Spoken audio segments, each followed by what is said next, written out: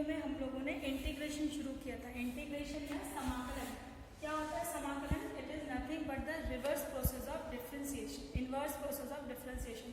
हम लोगों ने ये ऑलरेडी डिस्कस किया था कि कोई भी मैथमेटिकल टूल तभी अच्छा माना जाता है जब हमें उसका रिवर्स भी मिले, हमें उसका इन्वर्स ऑपरेशन भी मिले।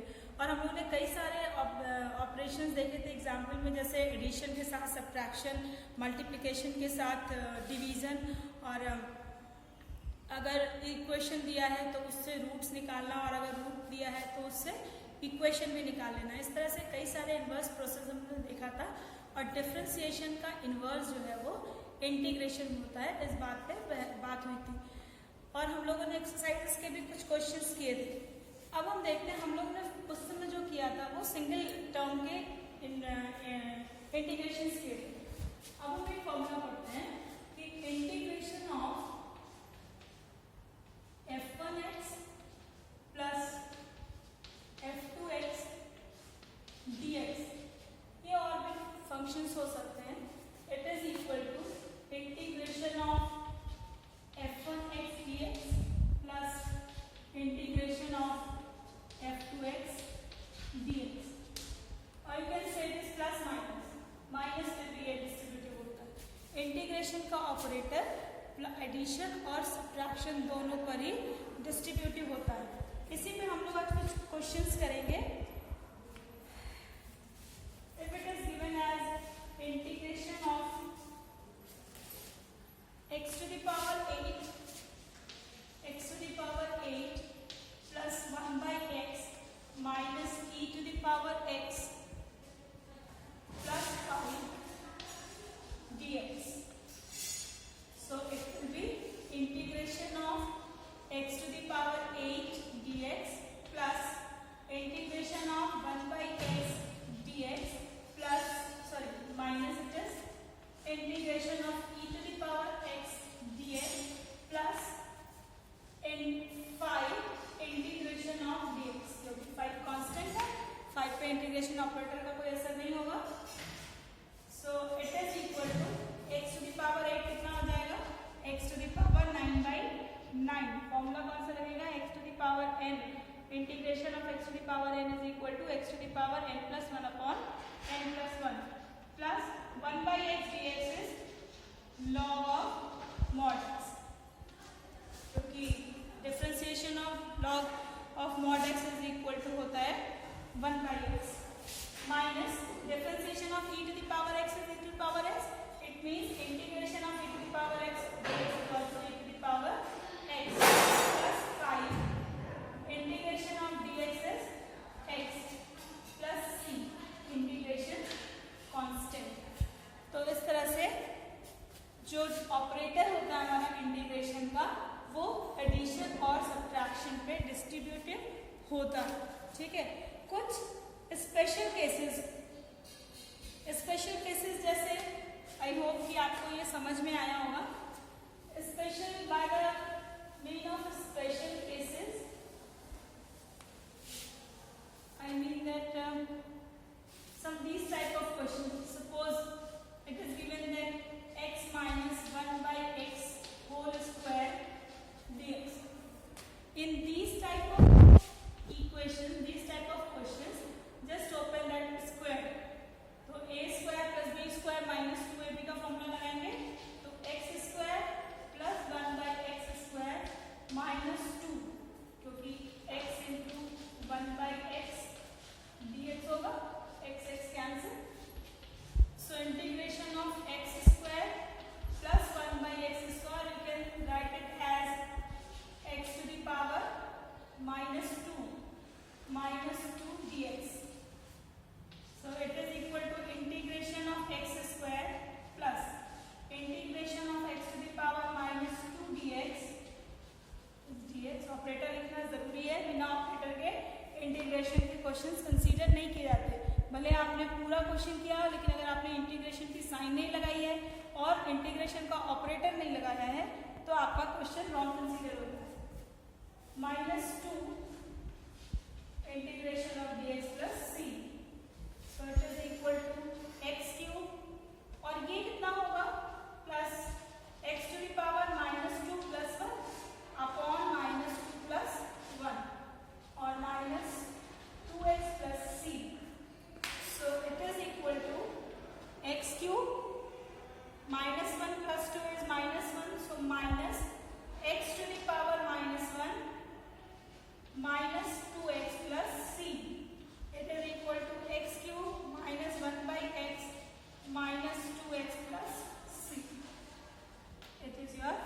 answer.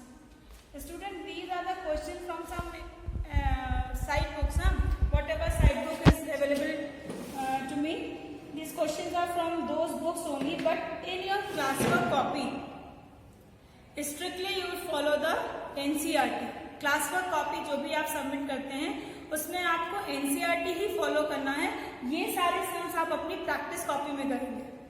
Some of the student those who have submitted the copy, I don't know from where they solve the questions. मेरे पास सारे साइड बुक्स अवेलेबल नहीं है बच्चों, तो आपने कहाँ से क्वेश्चन नोट किया है, कहाँ से क्वेश्चन किया है, क्वेश्चन क्या है, इवन आपने सीधे सोल्यूशन लिख दिया है, तो how I will be able to check your copy. So जो आप क्लास वर्क की कॉपी बनाएंगे वो स्ट्रिक्टली NCERT से ही होनी चाहिए. कई सारे बच्चों ने सबमिट की है और मैं समझ नहीं पा रही हूँ कि मैं वो कैसे चेक करूँ.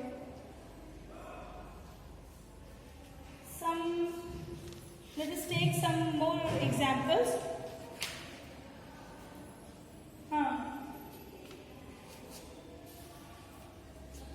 If the questions are in the form of trigonometrical ratios, trigonometrical ratios के फॉर्म में अगर है क्वेश्चन, तो फिर वो किस तरह से हम लोग करेंगे. सबसे पहली बात कि अगर integration of cos square x dx का फॉर्म है या integration of sin square x dx का फॉर्म है, ठीक है, तो इन दोनों केसेस में cos स्क्वायर और sin स्क्वायर का कोई डायरेक्ट फॉर्मूला हमारे पास इंटीग्रेशन में नहीं है. तो इस कंडीशन में हम लोग cos स्क्वायर x और sin स्क्वायर x को cos 2x के फॉर्मूले से ब्रेक करेंगे.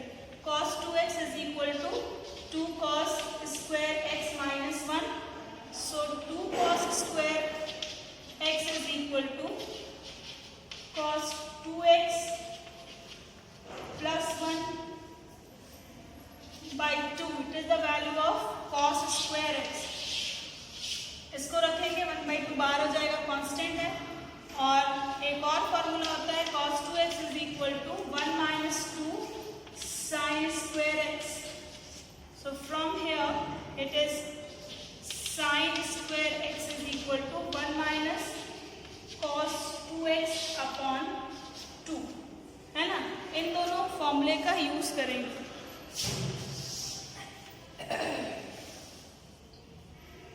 Suppose it is given as sin square x by 2 dx. Integration of sin square x by 2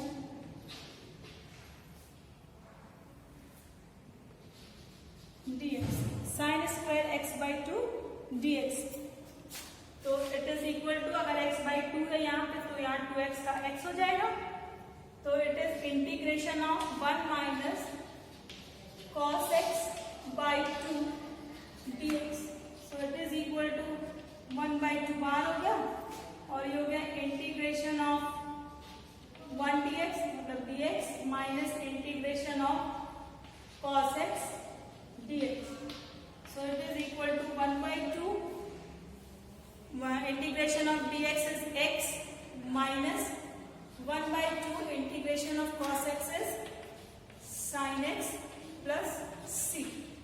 It is your answer. 1 by 2 x minus 1 by 2 sin x plus c is your answer.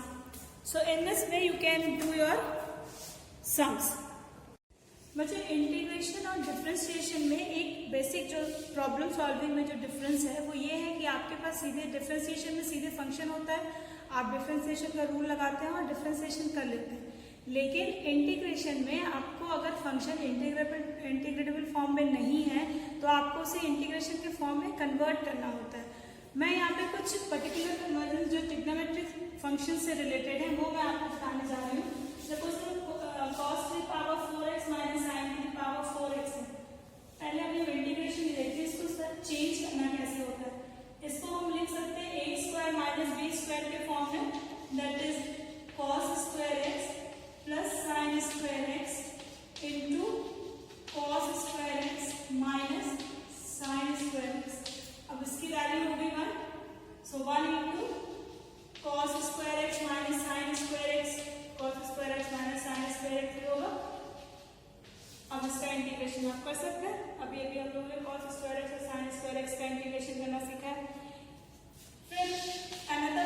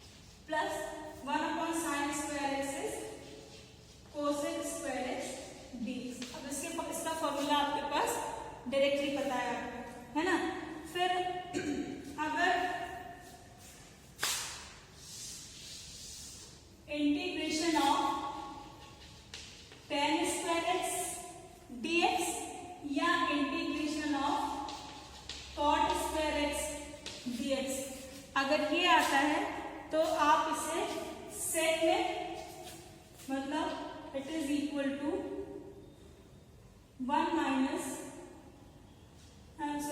Sec square x minus 1 dx में change कर देंगे, ठीक है। tan square x को हम सेक square x minus 1 लिख सकते हैं। Sec square x minus 1 dx में चेंज कर लेंगे तो इससे अब आप इसको अलग अलग कर लीजिए, तो integration of sec square x dx tan x होता है और integration of dx is x। ऐसे ही आप cot स्क्वायर x को चेंज कर सकते हैं, ठीक है। तो आप जो है अगर tan स्क्वायर x या cot स्क्वायर x है तो उसको हमेशा sec और cot में चेंज करके करेंगे। अगर integration of 1 plus sine x या 1 minus 1 plus sine x dx या integration of 1 minus sine x dx या यहाँ पे 1 प्लस कॉस x या 1 माइनस कॉस x dx हो, तो इसको जैसे आप 10th में ट्रिग्नोमेट्रिकल आइडेंटिटीज को ट्रिग्नोमेट्रिकल क्वेश्चंस को सॉल्व करते थे कॉन्जुगेट से मल्टीप्लाई करके, उस तरह से आप सॉल्व करेंगे। तो ये कुछ टिप्स थे, कुछ कन्वर्जन्स थे ट्रिग्नोमेट्रिक फंक्शंस के, और इसके बेसिस पे आप क्वेश्चन सॉल्व कीजिए। In our next video we will discuss further. So till then keep good care of your health, keep on practising, do your sums regularly. Mathematics अगर आप जैसे बॉडी के लिए एक्सरसाइज रोज जरूरी है, वैसे ही माइंड के लिए, आपके मेंटल एबिलिटी के लिए मैथमेटिक्स रोज करना जरूरी है, ठीक है। मैथ्स आपको किसी काम को डायरेक्टली करना नहीं सिखाता, लेकिन आप कोई भी काम कैसे करें उस चीज के लिए जो आपको रीजनिंग एबिलिटी की जरूरत होती है ना, वो मैथमेटिक्स से आपको मिलती है। आप जितना ज्यादा मैथ सॉल्व करेंगे आपकी रीजनिंग एबिलिटी उतनी ज्यादा बढ़ेगी। तो with all these thoughts, good bye.